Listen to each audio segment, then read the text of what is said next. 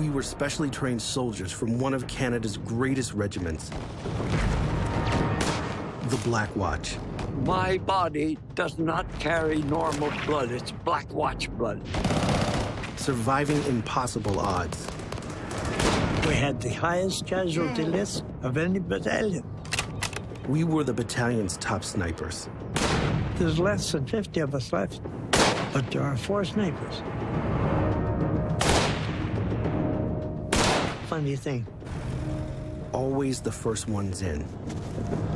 That sniper goes out to create mayhem. Out there! Until they fired on you, you had to keep going. If you cannot shoot accurately, you are gone. You only got one shot. We put everything on the line to save the world from the Nazis. A lot of times you're scared like hell. It's something that has to be done. Tim or us. Only one thing kept us going. Jimmy! We looked after each other. That's how we survived. My name is Corporal Dale Sharp, and this is our story.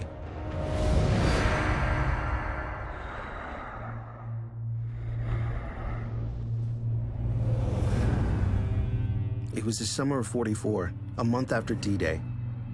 The Nazis had taken over Europe, and they weren't giving it back as easy as we'd hoped. No sooner had the Black Watch landed, and we were sent in 20 miles to knock the Germans off of Verrières Ridge. But they were waiting for us, with everything they had.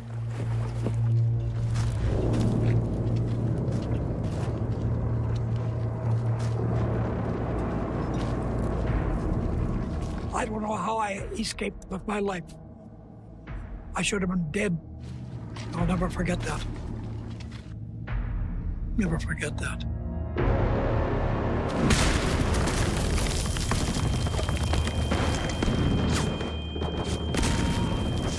Anybody tells you that they know what's going on, they don't. They're not telling the truth. What I'm telling you is the truth. You don't know what's going on. Guys could be getting killed 30 feet away. You don't see them. You don't care about them. You're talking about yourself.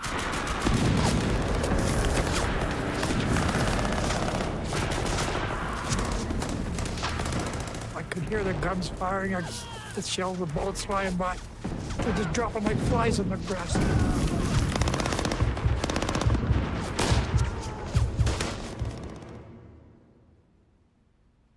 It was bad.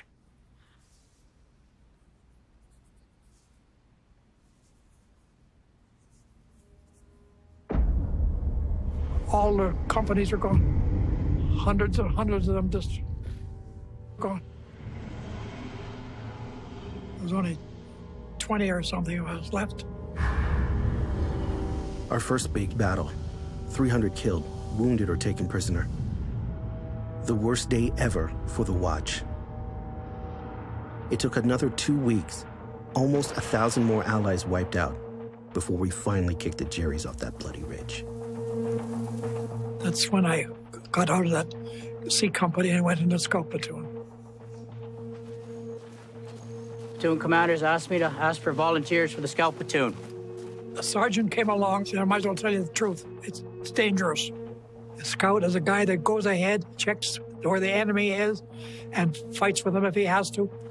The advantage is you won't have to do sentry duty. Right away, that was a 20 plus for me. I hated that. You had to fight all day and then guard duty all night. I'll join.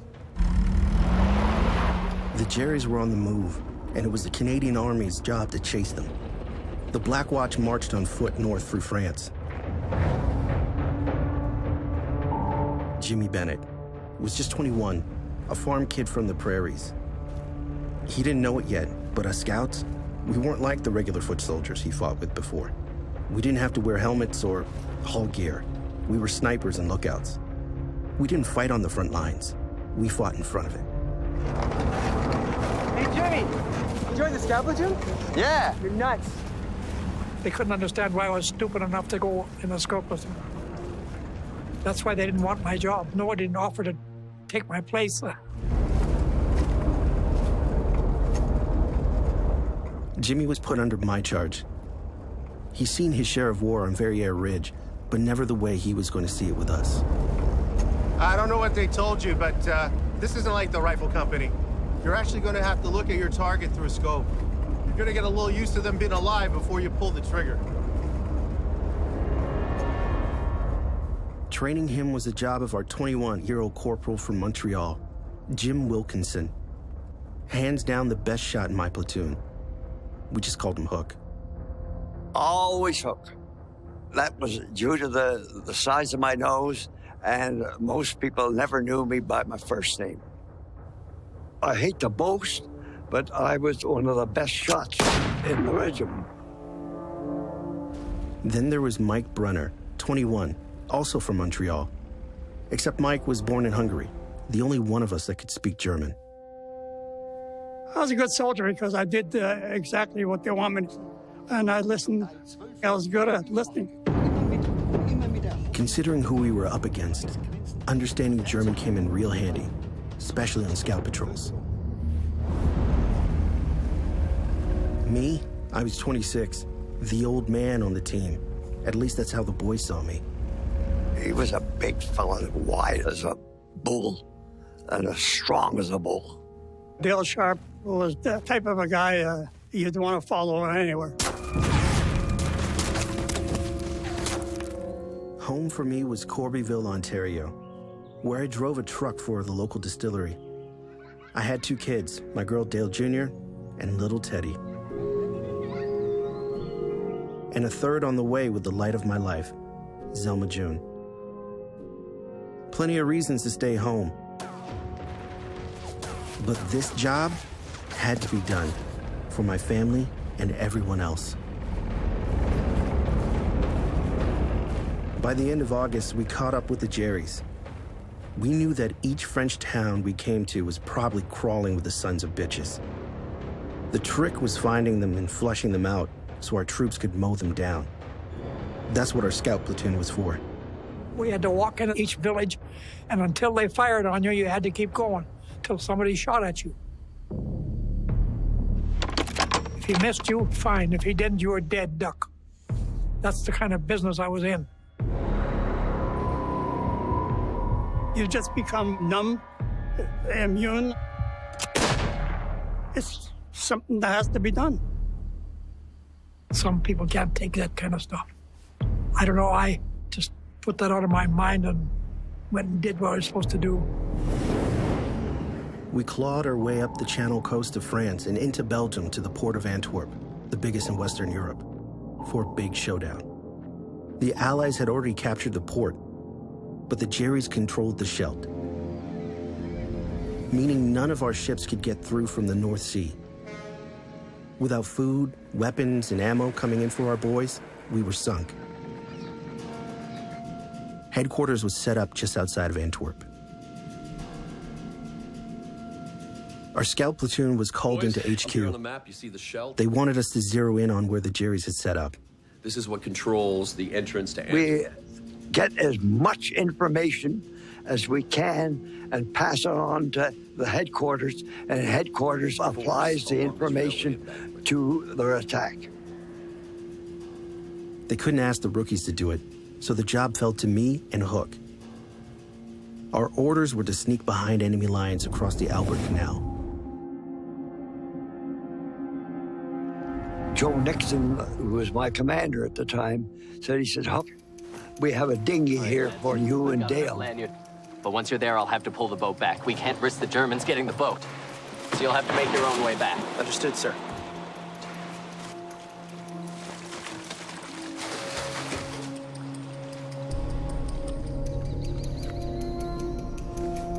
We get to this small cluster of trees. There's a German standing guard duty. I said, Dale, we got to take this son of a gun out. I can jump him, and you stab him.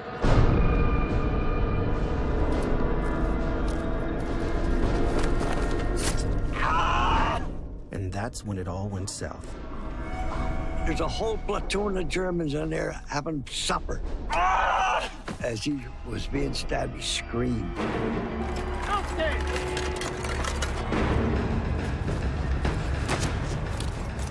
said to Dale, you better start taking off your boots and a few other pieces of clothing, because we got to swim across this Lincoln Albert Canal. Outstand! Jesus, Dale, the boat's still. Just get in! Now we were just trying to get out alive. We got to the embankment, and lo and behold, the dinghy was still there. The rope they used was too short to pull it back. Good Lord is looking after us. The next couple of nights with more scouting, we started to get a pretty good picture of where the Jerrys were set up along the Scheldt. They were everywhere.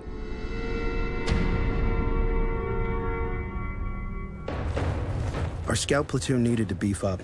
The brass brought in reinforcements, but not enough. Help! Advance, left, hard. Most were just kids who couldn't reload a damn weapon. Never mind shoot one. That's when Sandy, Russell Sanderson, came into the picture. You think you're, at that age, you're indestructible and you can solve the problem by going and helping. And that's what I wanted to do. I'm in, sir.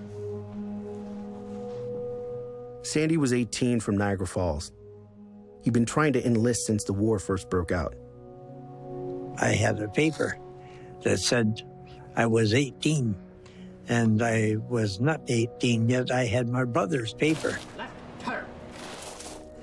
I got caught at a recruiting tent twice. Sandy struck me as a cowboy type. Go here, go there, let's go. He was willing to win the war himself.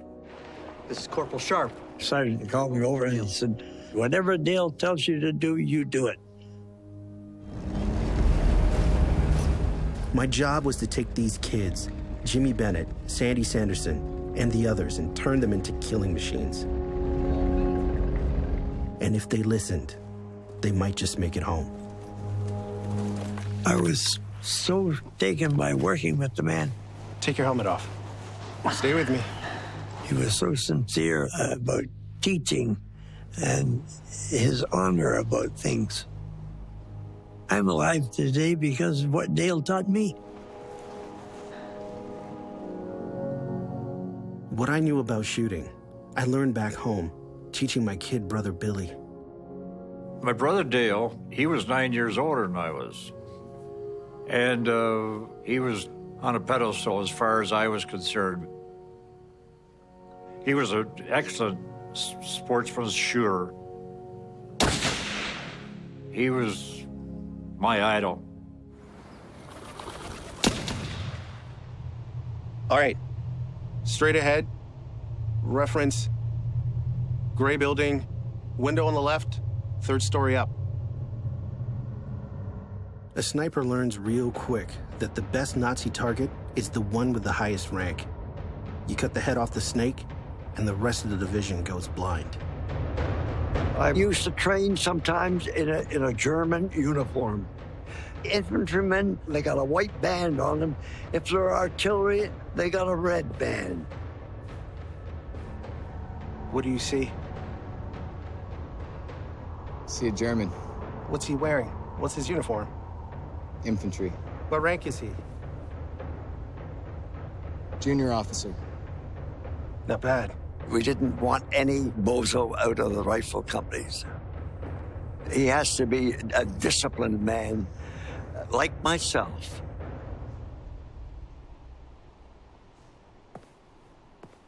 All right, so use a sling as a brace. So put your arm through there. That's it. But spotting a Jerry is only half the job. Deep in the shoulder. See that bottle right there? If you cannot shoot accurately, you are gone. Your focus is on your breathing. You only got one shot. Deep breath in. I was good with a rifle, yes. Half out. I had a telescope on it. Squeeze that trigger. You could pretty well hit a guy at 300 yards in the head and no trouble at all. How'd I do, Hook? See you do it again. All the training in the world can only take you so far. Where are we going, Dale? Find out when we get there. Stay quiet. He takes me over to a place way out, away from our guys, laying down it along the river.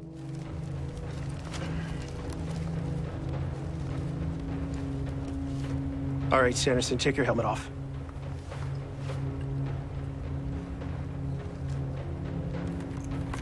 Take up your sight picture. My 12 o'clock. Look for the broken tree.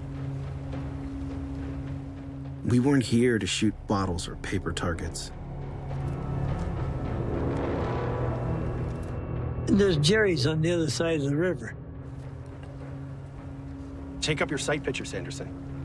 Look through the sight, Sanderson. You don't know how a guy is going to react till you try him. All right.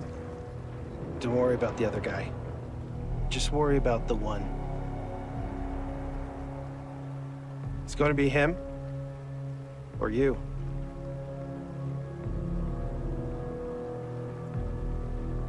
Breathe slow. Your hand tightens up like a paralysis, and your fingers move so slowly and squeeze that trigger. It's just like you're squeezing an orange, nice and slow.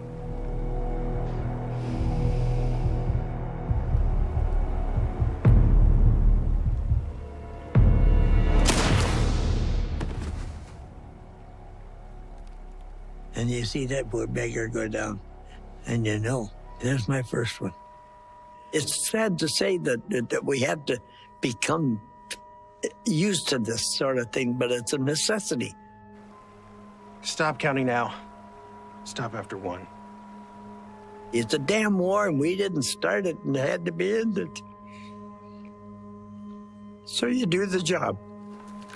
Sanderson, we're leaving.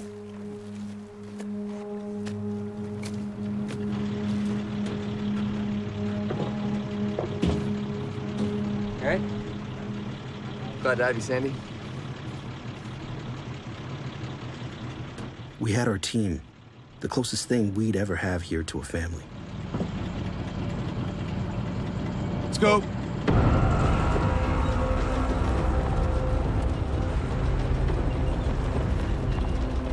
We were sent out to the town of Woolmagam, just over a mile from the front. The Jerrys had just been chased out. For 4 years, the people here had been beaten down, nearly starved to death. But now, they were finally free. That's when we came across something we thought we'd never see in this whole hellhole of a war. Ice cream. Goeiedag. Goeiedag. Ijsjes? Ah, ja, ik heb wel... The guy who ran the place hadn't seen milk in 3 years. Then somewhere, he found this farmer and his cow. Now he was getting milk smuggled in. So, yeah, have ijsje. Food was a factor because the Germans were confiscating everything. So they had to scrounge. Dus ik was 6 jaar, dus dat is 71 jaar geleden. Wij sliepen hier allemaal in de kelder. Dat was voor die V1's en die V2's. Een V1 die hoorde aankomen, dat was gelijk een vliegtuig, maar een speciaal soort geratel zo. Veel van die jongens die kwamen bij ons en die vroegen ijscream wit soda. Ja, wij kenden dat niet natuurlijk. Het Canadese drankje, zeggen ze daartegen, hier bij ons. Hè.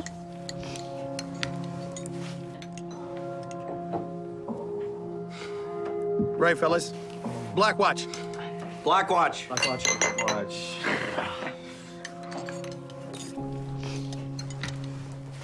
Little kids would come along and they were starving to death. It was terrible. They just kept getting skinnier and thinner, and there was nothing you could do. When the Jerrys pulled out of this place, they robbed these poor people blind. Took everything. It reminded us why we were here. To crush Hitler. Get the world back on track. For these kids and mine.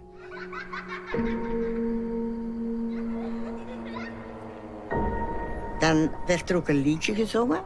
Ik ken dan nog een paar regeltjes van buiten. You put your left hand in, your left hand out, your left hand in, and you check the ollie boat. You do the okey dokey and you turn around. That's what you're about. We liberated part of France and Belgium. Now we were headed to Holland. It was time to kick the Jerries out of the Scheldt and open up the port. We were going to be fighting on land flat as a board, flooded to high hell. Getting in and out alive was going to be tough. Our scout patrols became more important than ever and more dangerous. We were to go out and bring in all the information, trucks, vehicles, weapons, whatever you saw. We work in the dark, mostly in the dark. We had different clothes. We wore a different jacket, camouflage green. You just keep your fingers crossed and hope you get out of it. You don't expect to live very long. You boys all clear of the plan? Clear. All right, good to go.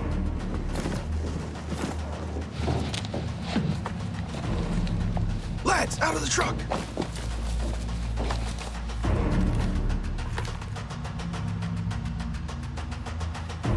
We were on what's called a listening patrol.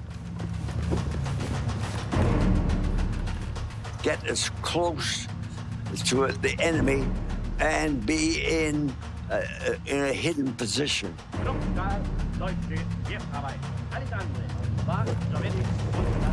And you just never know from 1 minute to the next what's going to happen.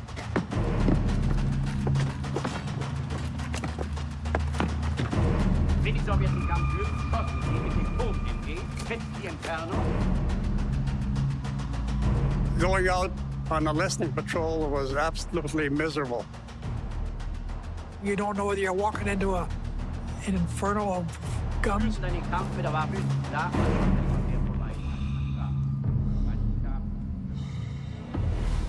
The goal was finding their HQ. That's where we'd dig up our best information. Getting there was another thing. Pure suicide. Listen at the windows for the number of voices. Any mention of weapons or places.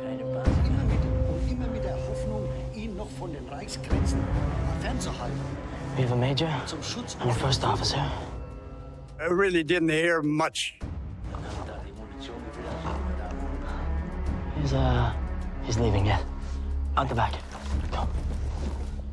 We walk along the road very quietly, and we'll see if we can hear them, and then we'll sneak up on them and get a prisoner. Eddie, this is a good spot. Go get brother. Go.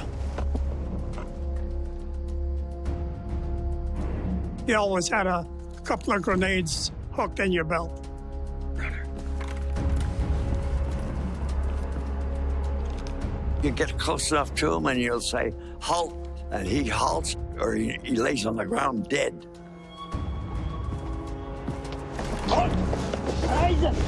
You don't just ask him to come, he won't come. He's not going to come if you just run up and ask him. You have to take him. Take him back and they'll interrogate him. England and the swinehund. Halfway through October, we were working around the clock, sniping and running patrols, gearing up for the big battle at the Scheldt. We were dead tired. The only thing that kept us going was each other. You develop such close friendships. Okay, let's go. You run into the same perils and dangers and mishaps. Okay. Hey, Jimmy, hold here. I'm a nervous person, but Michael Brunner used to always try to get me to slow down. Take a deep breath. Because he was a cool fellow. You're going out and a lot of times you're scared like hell.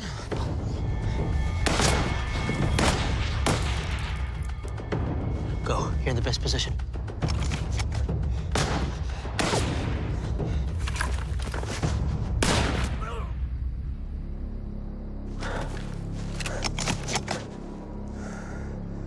We're clear. Even with just one bad situation, you become attached to each other, and that was the case with Jim Bennett and I. He's the best guy in the world. But here's the thing about war. Even going back into your own lines, you're never really safe. Hook and I were coming back, and we had to come through the Maisonneuve lines.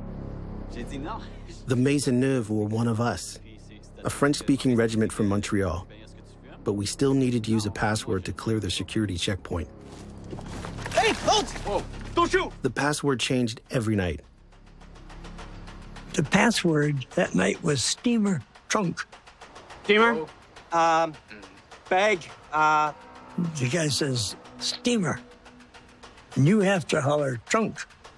If you don't holler trunk, you can get shot right there. Steamer?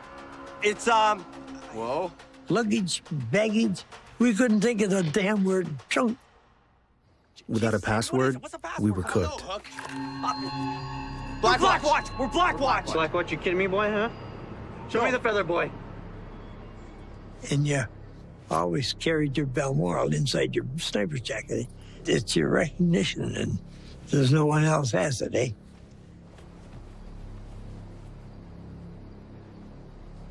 The feather. Come closer. There's a feather, boy. See, Maisie? That's our feather. Black Watch.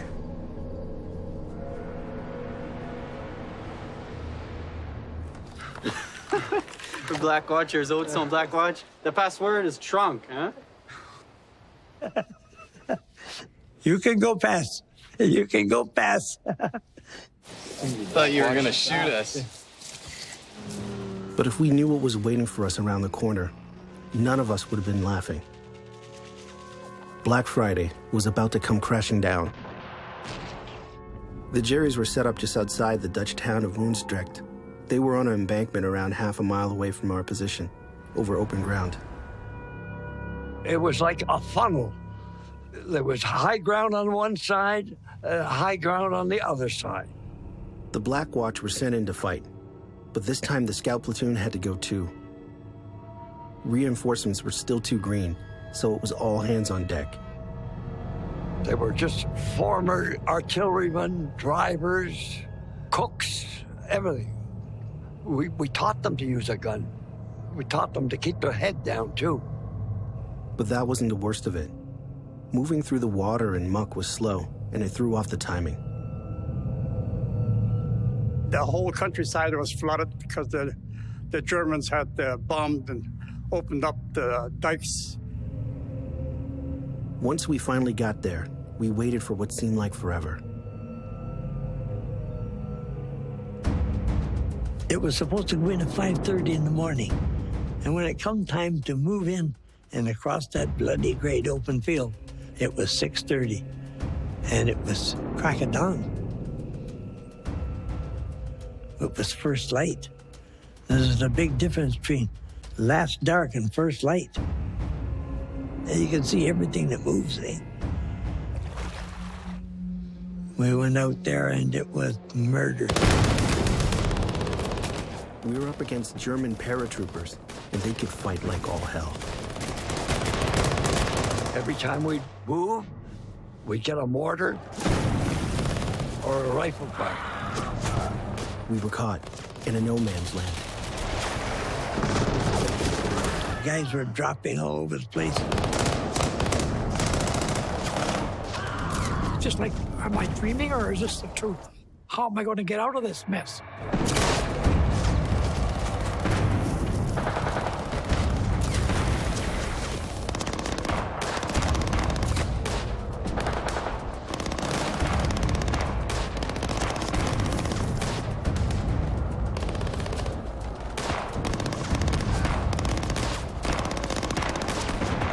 It was a black day for the Black Watch again.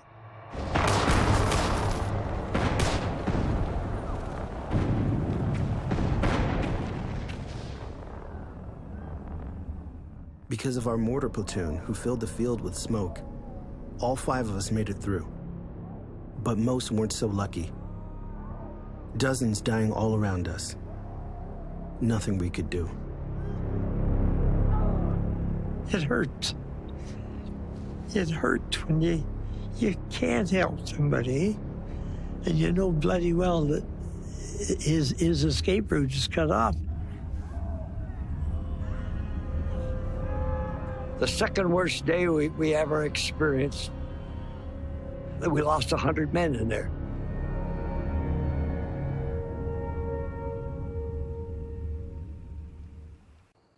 Now we were mad as hell.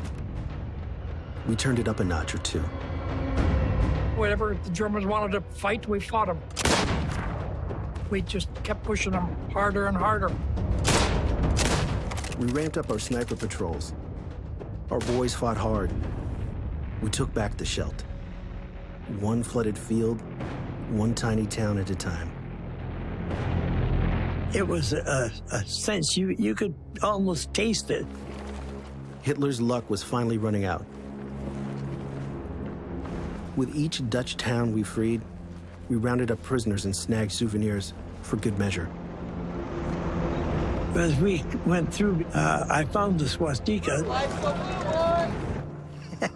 It was a little trophy of the war, a little souvenir.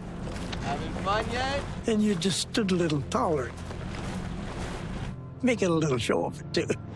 After what we'd been through, you couldn't blame us for wanting to rub their faces in it. One way or another, the war had to end, and us would be there to see it. We moved northwest to the Dutch town of Goos. We needed to know if it was safe to bring in the battalion. Were there any Jerrys still crawling around somewhere? That's when we sent in Hook. I was the first Allied soldier in Goos. I was on patrol, a one-man patrol, all by myself. It was a very, very strange day.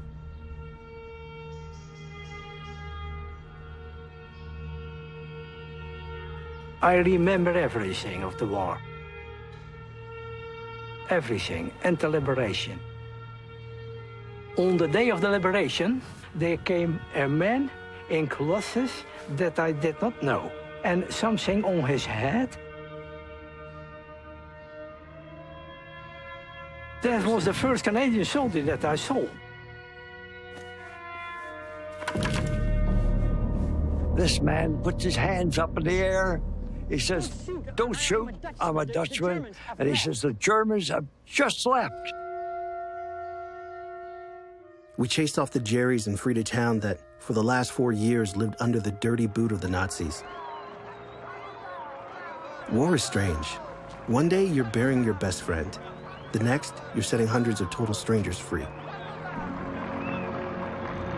They're sure glad to see the last of the Germans. My mother cried out, "That are the liberators, that are the liberators, we are free, we are free." Even flags came on the frontier of the houses that we have not seen in 4.5 years.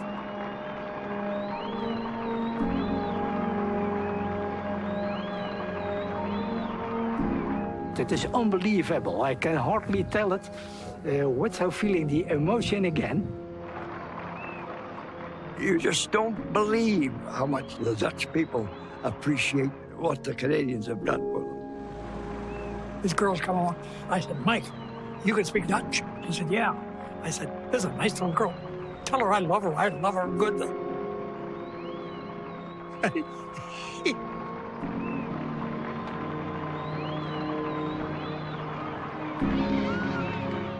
From Goes, we headed east towards the German border.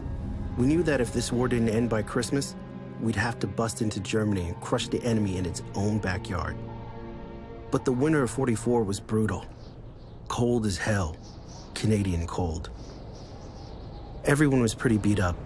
To make a final push into Deutschland, the Black Watch needed to recharge.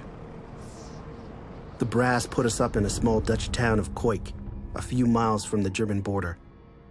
The Jerrys on one side of the Maas River, us on the other.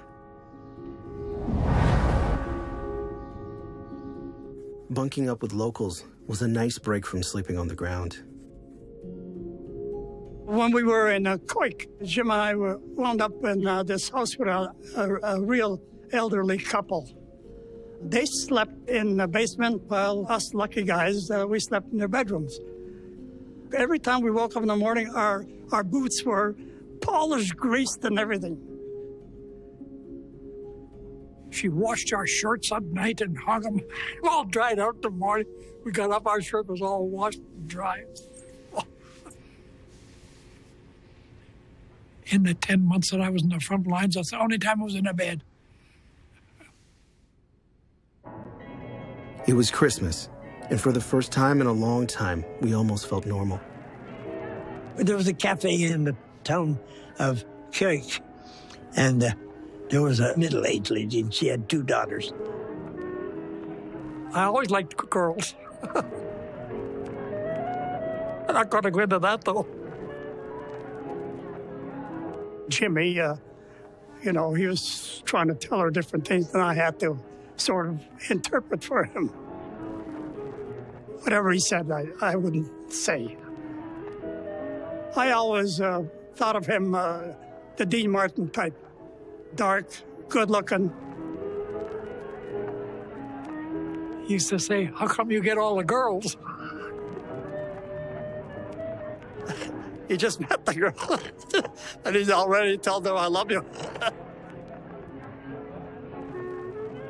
I was young then.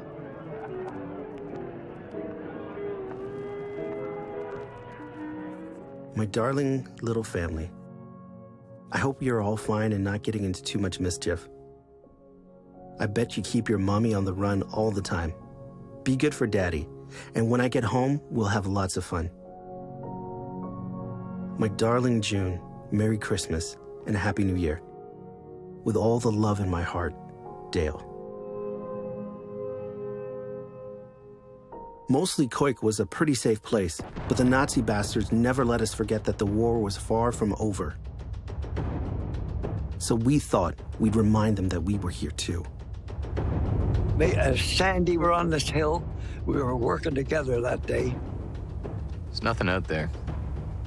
Jerry's are out here somewhere. They're just hiding.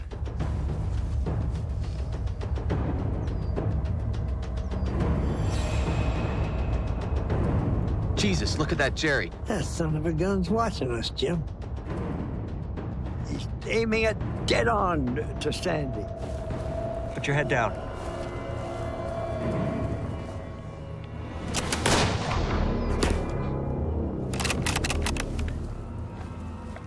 Killed him dead or a doornail.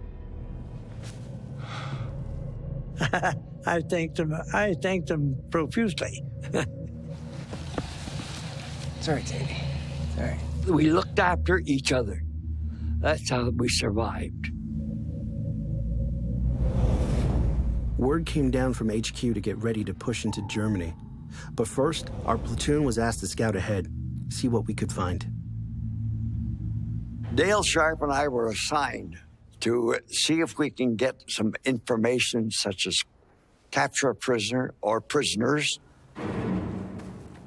We got into a farmyard, which was actually on the German side. I see a body. We get closer and closer, and he doesn't move, nothing. I go to put my hand on him. Don't! Could be booby-trapped.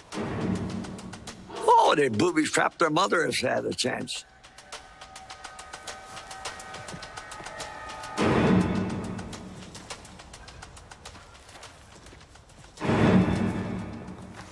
And that's when we saw them.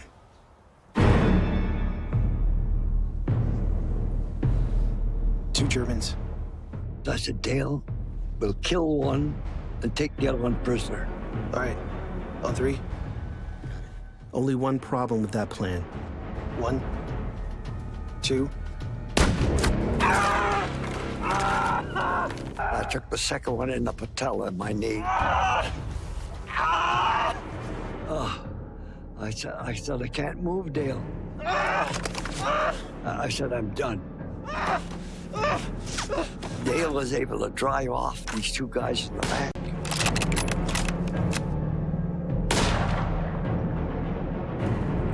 He picks me up just like a bag of potatoes. Dale says, don't worry. He saved my life when he carried me across the valley.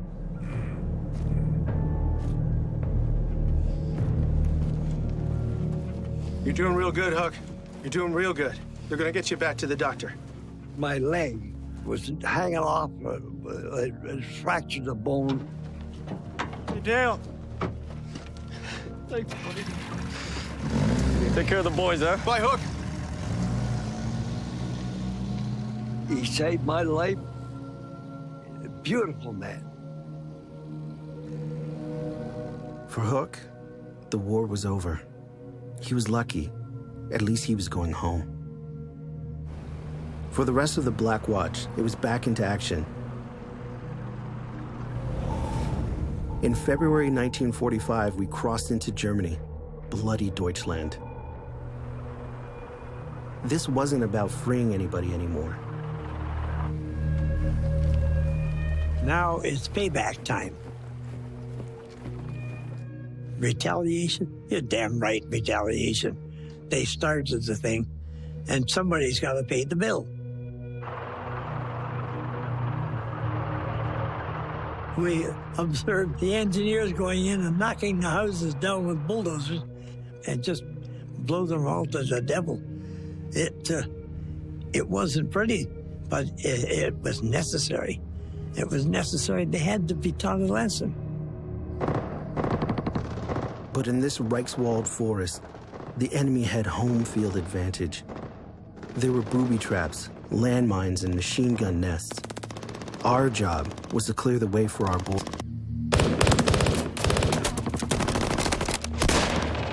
They were having trouble with the rifle company advancing. And each time they showed themselves at one end of the company,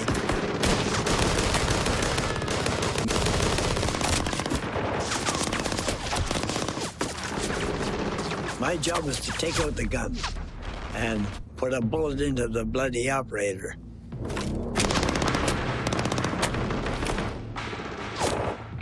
I could tell he was going to take out the rifle company. The rifle company men started to move, and he let go a blast of about 5 or 6 rounds.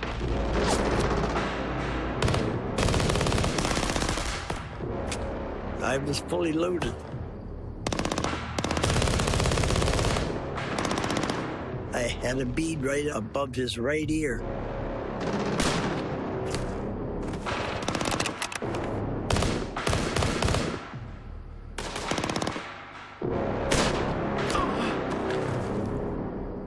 No mercy. You couldn't show it anymore. By the first week of April, we chased the Jerrys across the Rhine and pushed north back into Holland, near the town of Lauren. We set up camp near their main line, just outside of town. We could finally see the light at the end of the tunnel. We had those dirty Nazis right where we wanted them, against the ropes. But sometimes, it's just a question of being at the wrong place at the wrong time.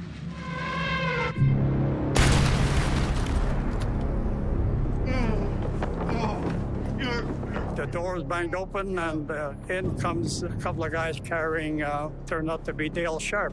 Sorry, Mike. I was hit bad with shrapnel. Give me a hand here. Pressure. I was losing a lot of blood. The medic asked me to hold something and put back his intestines. They were sort of out of the stomach. I was scared. I didn't know if Dale Sharp was going to live or die. Brunner, Colonel needs you right now. Double time. That's when Mike got called away. My field medical card called it evisceration of the bowel. All I knew is that it wasn't good. Things weren't going well for Mike and Jimmy either. They were about to step straight into an ambush. There still was thousands of Germans entrapped in there. Hit me one on the chest. Move! Move! Move! Move! Everybody, we all started running. Mike. And he fired again, hit me in the back of my head once. Piece out of my ear and a piece out of my skull. Jimmy! I'm gonna die. No, you'll be fine. I could taste blood coming out of my mouth and nose, and I knew a bullet went through my lungs. I'm gonna die. I know it. Hold on. Hey! A Jeep came along, road. Hey! It was a Red Cross Jeep. Here's my friend. He's been shot in the chest and the head. Help him. There's no point, son. He's gone. You're a medic. Do something. There's nothing I can do. And I said, God damn it, the guy's shot. Do something. If you know what's good for you, you'll put him on your Jeep. I think he'd have shot him sure as hell.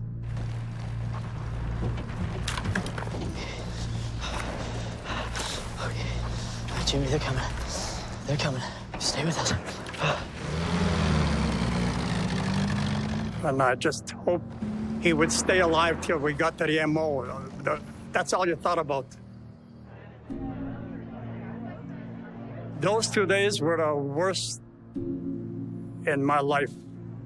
And I apparently, I was crying most of the night, but I don't remember a thing about it. I guess it just hit me.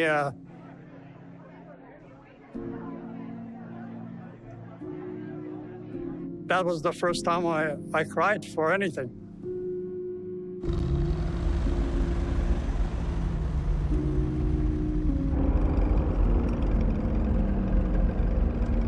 Three of us wounded, taken out of action. Only Mike and Sandy still standing. The Black Watch headed north to Groningen to mop up what was left of the Jerrys. By now, they were desperate, like a wild animal backed up in a corner, more dangerous than ever. And they pulled back someplace. So I got called in, find them for us. We want to know what, who, and how many, Sandy. Everything. There's none of our troops there. I'm alone in that side of the city. Now, there's no activity over on the streets. Hands up or I'll shoot. All of a sudden, a German soldier appears.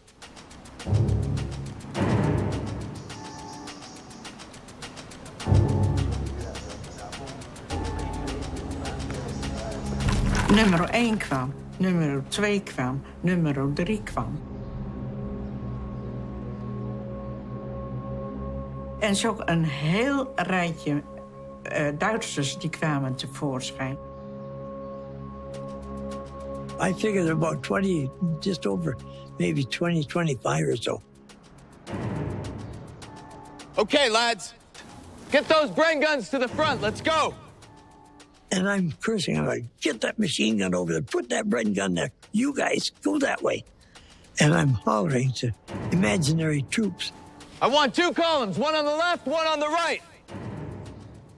You guys, down the back. And there's no one there. I'm alone in the middle of that street. Bring the carriers, bring the carriers. I was absolutely bluffing. Drop your weapons. And I thought, you're gonna get it right now. Let's go. And they put their weapons on the ground. Get against the wall. Hands up against the wall. Let's go, let's go.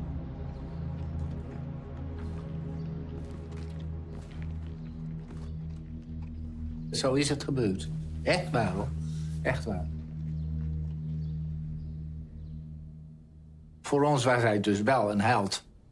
Stond hij oog in oog met een Duitser. Die Duitsers die pikten alles in van ons. De noodzaak werd dat ze mensen uit Canada best deden om ons van die akelige Hitler. Ik dank ze nog steeds voor al wat ze gedaan hebben, hun leven geriskeerd. Dank jullie wel. Keep moving, let's go. I lined them up in 3 in the street.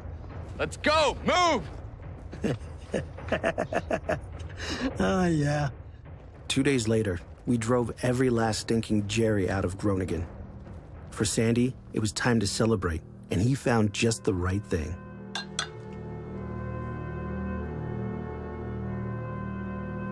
It's a 33. Want some?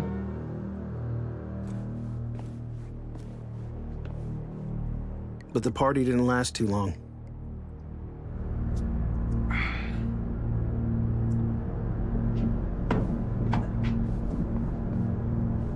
I paid for it. I wound up in the 109 British General in Duffel in Belgium. Are you ready to eat yet? From the damn wine being poisoned. It had been booby-trapped with poison. Germans left it behind. And I was the only dummy that drank it. On May 5th, 1945, 19 days after Sandy drank the bad wine, Germany finally surrendered. And now, the lucky ones were going home. But not me. I was never going home again.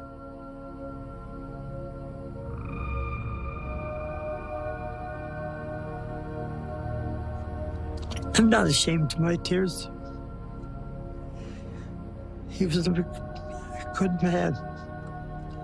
Good man. Many good men went, but Dale Sharp he was an exception. Oh, I want to cry. Yes, it's so tragic. I can't tell you any more about him. Yeah.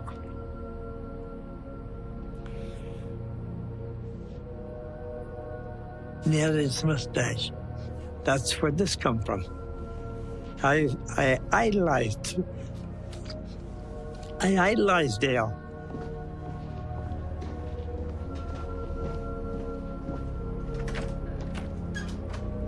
Mr. Sharp?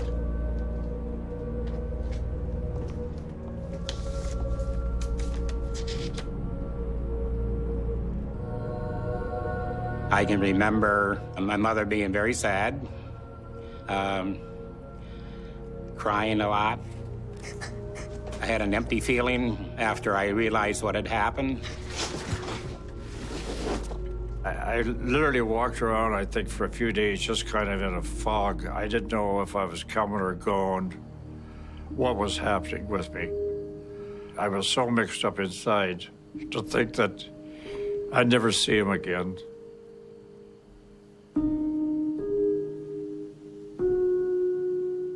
I tried to do good for my dad, because my dad's my hero.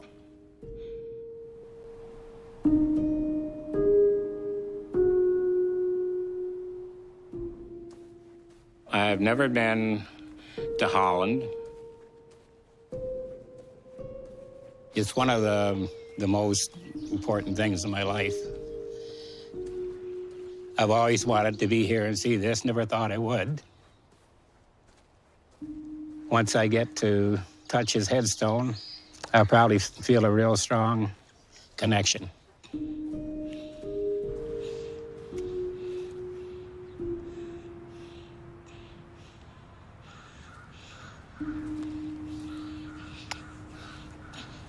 I love you, Dad.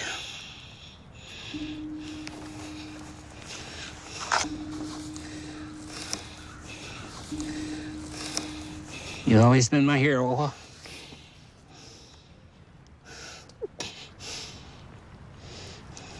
Sorry you died so young. I'm old enough to be your grandfather now.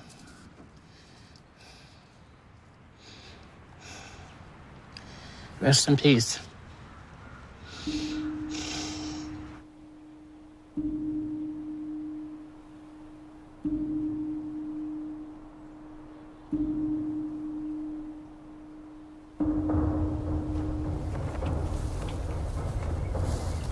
Der Krieg ist vorbei! The day after the war ended, I got the scare of my life. There was supposed to have been some Canadian soldiers being held by some German troops who probably weren't aware that the war was over. hope these guys know. Der Krieg ist vorbei! But I remember praying, and I don't know what language I prayed, but I prayed. And all I'm thinking is, I've been lucky. I went through my 9 lives umpteen times. Der Krieg ist vorbei! Now I'm gonna get it. Der Krieg! I started yelling, the war is over. Der Krieg ist vorbei! And, you know, I'm really waving that white flag. There was no response. Hello? You could see there was a campfire of sorts there, and that was it. Big sigh of relief. Folded up the flag. Trudged right back to the carriers.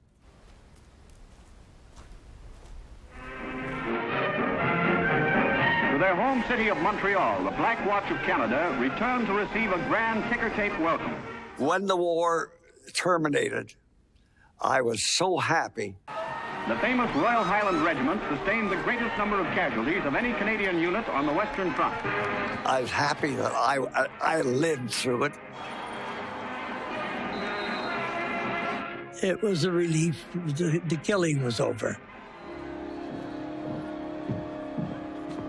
The nurses come through, and we all got a quart bottle of Younger's Ale.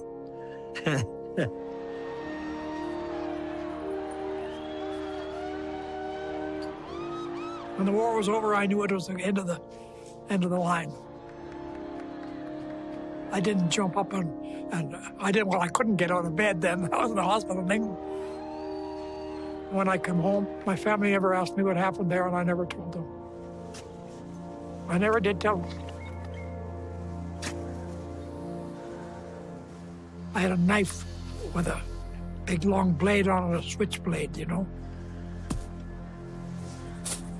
And I took it out and threw it in the ground and buried it. I had brothers who were only 7, 8 years old, or 10. I didn't want them kids to find that knife. They didn't even know what a war was.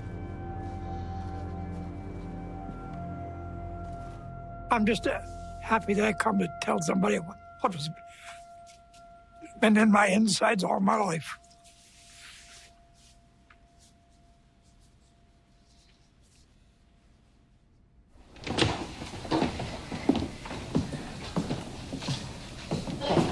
Oh, Sandy.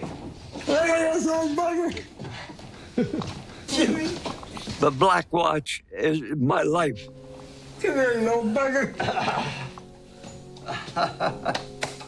My body does not carry normal blood. It's Black Watch blood. Long time, Sandy. Wow. For Christ's sake, how you doing, Mike? Christ. Wow. Oh, good to see you. Overall, that's the best thing that ever happened to me, being assigned to the Black Watch. Just to be alive. Oh, Sandy. I'm very proud of being a Black Watch. God, it's good to see you, buddy. Like you say, as long as you wake up. Yeah. We're on the right side of the grass, us old buggers. I'm very proud. And here we are. We're still here. God damn it. Yeah. Old buggers. I end every conversation, every phone call. I love you, Jim. I love you too, Sandy. And I sure as hell wish Dale and Jimmy Bennett were here. I love that guy. We kept each other alive, and we did our job. We did our job. And I'm damn proud of it.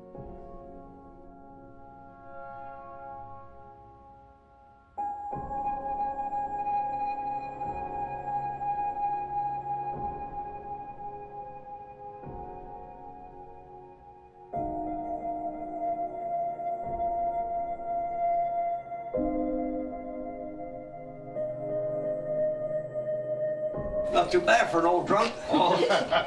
Good. Just wait for the other guys. Recognize these?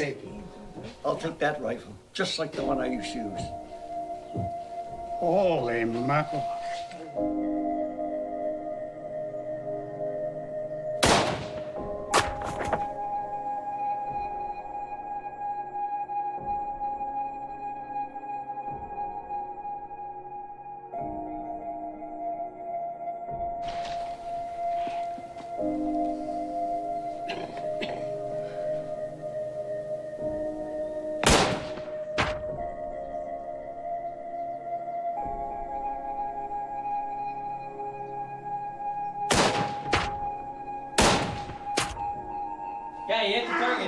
5.